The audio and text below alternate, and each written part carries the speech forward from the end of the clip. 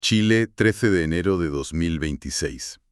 Hoy, un análisis a fondo de una serie de publicaciones oficiales que van, desde ordenanzas para proteger humedales. Y el impulso de megaproyectos de energía renovable, que es la otra cara de la moneda. Exacto. Y también programas de apoyo social para más de 60.000 personas, acuerdos culturales internacionales y ajustes milimétricos en normativas de comercio y telecomunicaciones. Lo que tenemos delante es una radiografía fascinante de cómo un país intenta hacer malabares.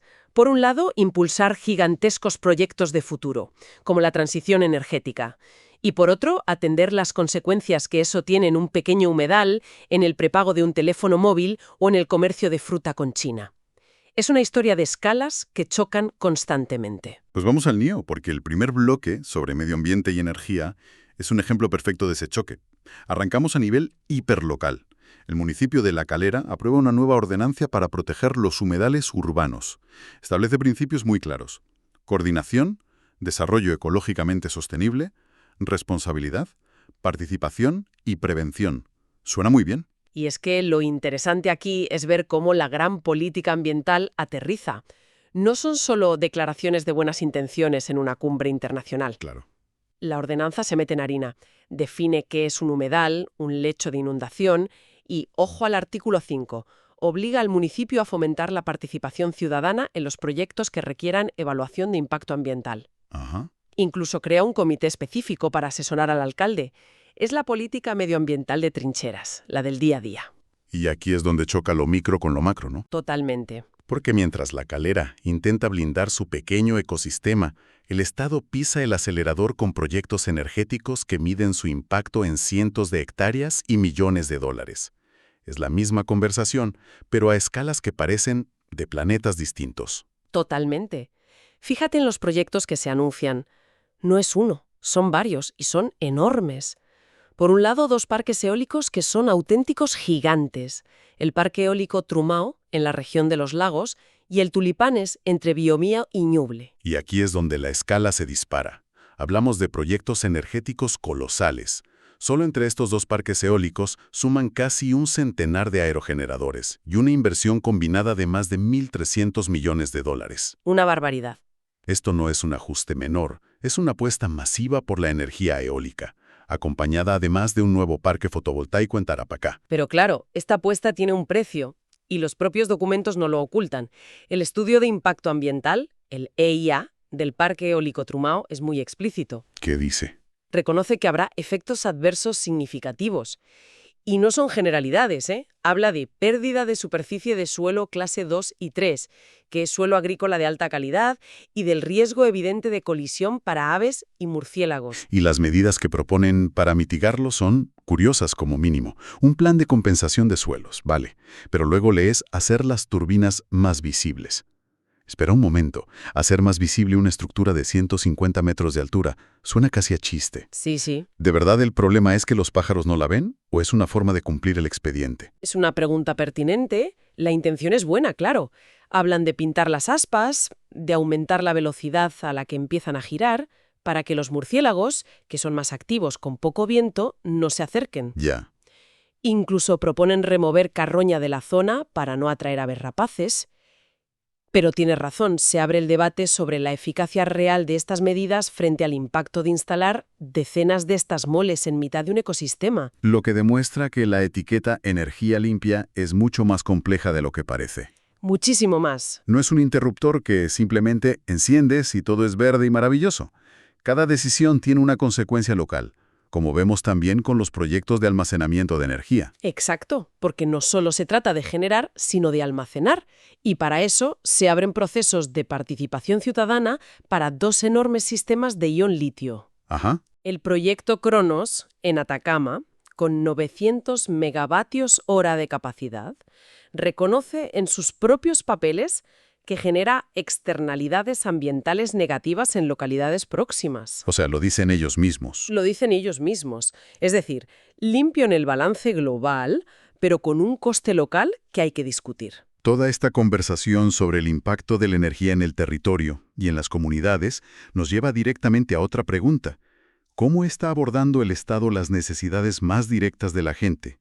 Porque en el ámbito social también hay movimientos muy concretos y con cifras potentes. Sí, y es un cambio de escala radical.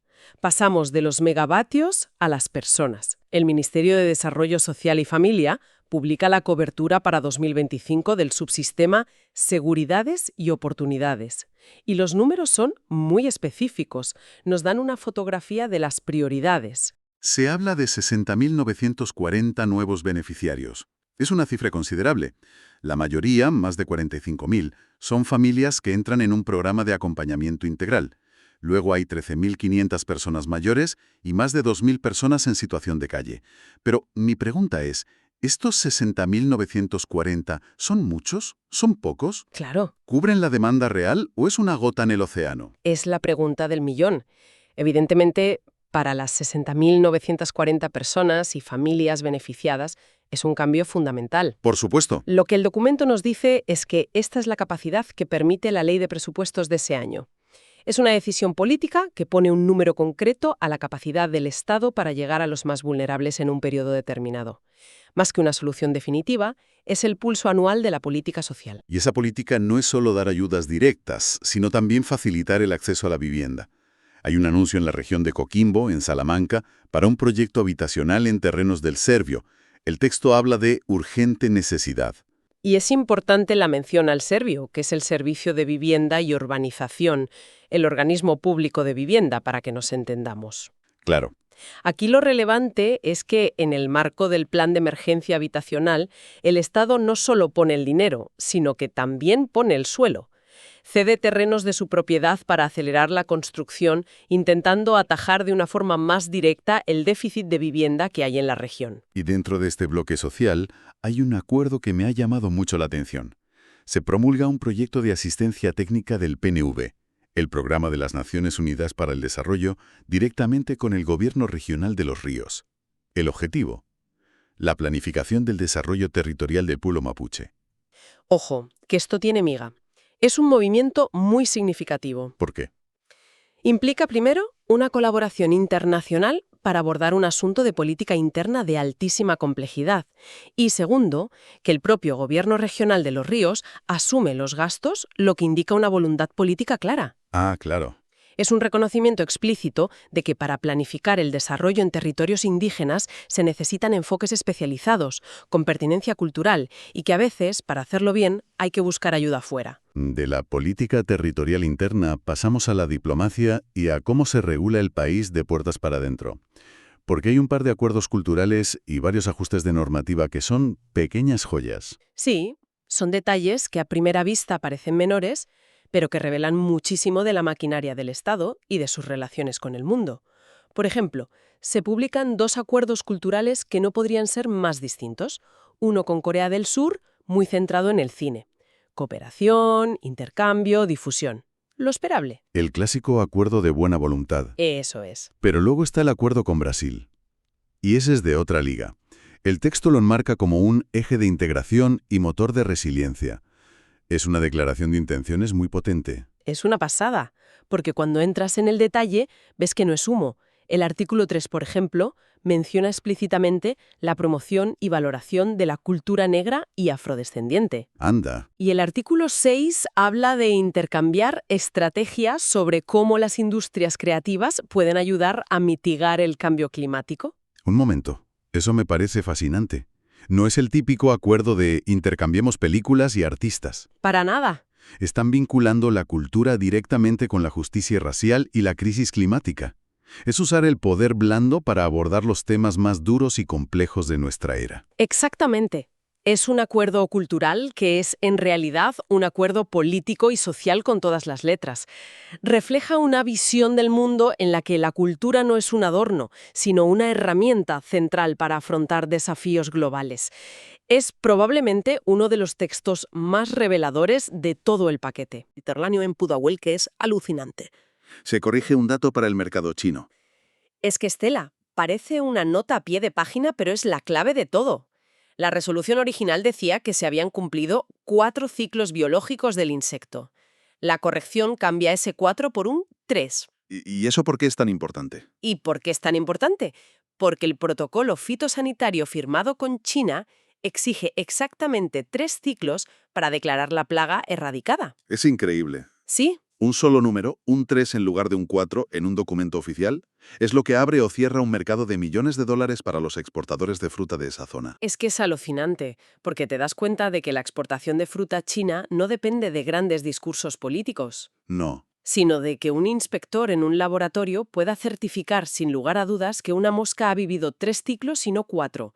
El comercio global es un gigante que se sostiene sobre estos detalles minúsculos y absolutamente precisos. Y hablando de detalles que afectan al día a día, hay otro ajuste técnico de la Subsecretaría de Telecomunicaciones sobre las tarjetas SIM de prepago. Resulta que el plazo que tenían las compañías para registrar a un usuario de una línea inactiva era de 2 horas y al parecer no era suficiente. Exacto. Se dieron cuenta de que en la práctica era un plazo demasiado corto, así que lo modifican.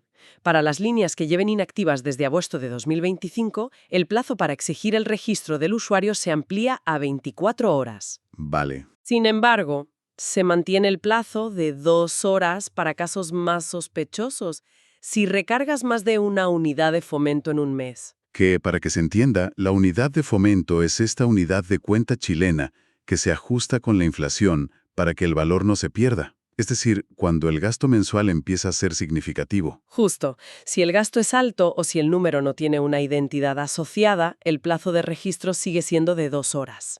El objetivo, según el texto, es fortalecer la identificación frente a la potencial práctica de reventa de tarjetas SIM. Que al final es el juego del gato y el ratón.